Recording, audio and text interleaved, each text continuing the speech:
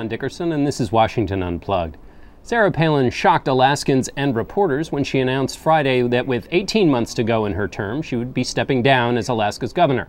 The news has many Washington reporters speculating about what this means for her political future. I'm joined by Scott Conroy and Shushannah Walshe, who have spent the last year of their life following Palin and who will release their first book, Sarah from Alaska, this January. Scott, I want to start with you. We've been picking apart this decision for the last few days, but you know Palin. Why did she do it? What do you know? Well, John, Shushannah and I were in Alaska for several weeks during the legislative session there, which is only 90 days long in Alaska. And it was very, very clear from talking to people up there that her return to her home state was extremely difficult for the governor. She was not having a good time. Her former allies in the state legislature, many of them Democrats, completely turned against her. And also some of the Republicans, if not most of the Republicans in the state legislature, had turned against her. One of her most ardent critics in the state legislature was a Republican, and he described Governor Palin as a, quote, political sociopath to us. So that's the sort of thing she was dealing with up there. And plus the media was really continuing to get under her skin. She was not having a good time in her job, and I think she was simply fed up. Shushannah, let me ask you then about, contrast that experience with what you witnessed on the campaign trail. When people talk about her political future, she's quite well liked out in the country. Tell us a little bit about that. It's a real stunning difference. Even though she does remain popular at home with her constituents, it's nothing like it is in the lower 48, where she's mobbed wherever she goes. When we were on the campaign trail, she was greeted by tens of thousands of just adoring fans, and really she misses that. It's not fun anymore for her to be the governor of Alaska and have to deal with legislators that are hard on her, and some of her allies, as Scott said, the Democrats, they were really turned off by some of her talking points on the campaign trail.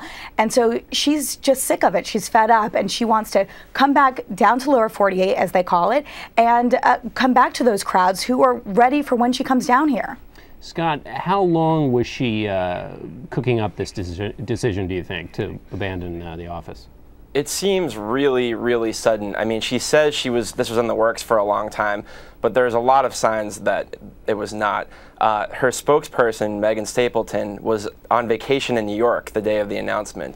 And they really did not have a plan for this. We've talked to people in Washington who are still very much friends with Governor Palin and want to help her out. And we've learned that she actually wrote her own speech, which many people have described as rambling, herself, with no guidance from anyone else whatsoever.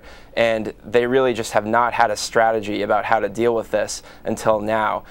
In fact, one former campaign aide received a call and is now headed up to Alaska to deal with the fallout from all of this. But it really seems like they have not thought this through very thoroughly and are now sort of dealing with the aftermath.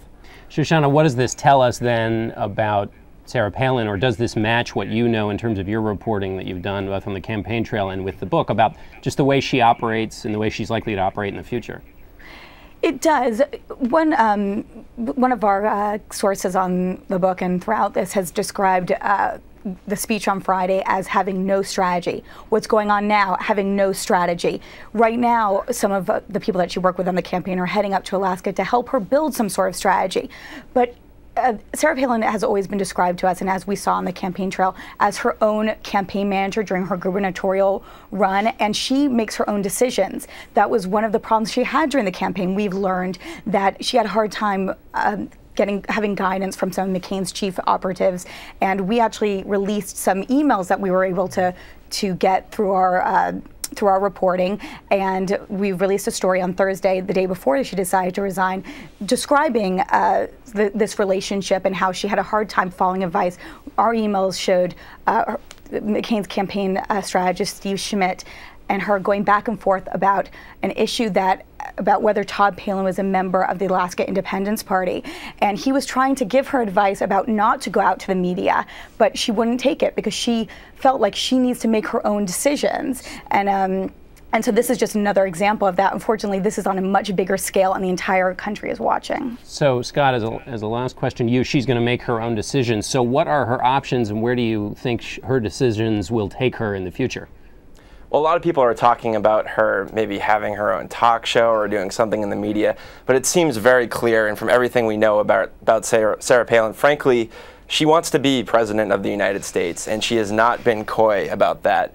And so she is really going to get out there over the next few months, help out Republicans who are up for election in 2010, make as many friends as she can, travel around the country.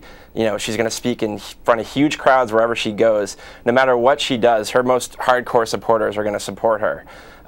So going forward, I think she's just going to keep her options open, probably make some money, and she hopes she will be a contender. And it's interesting, the 2012 discussion has really kicked off as a result of this. We saw Mitt Romney release a very, what we could describe as a Romney-esque statement that was very cautious and said that, you know, he knows that she's going to be a continuing voice in the Republican Party, whereas Mike Huckabee was really sort of the opposite yesterday, and he went out and was really frank about questioning this move.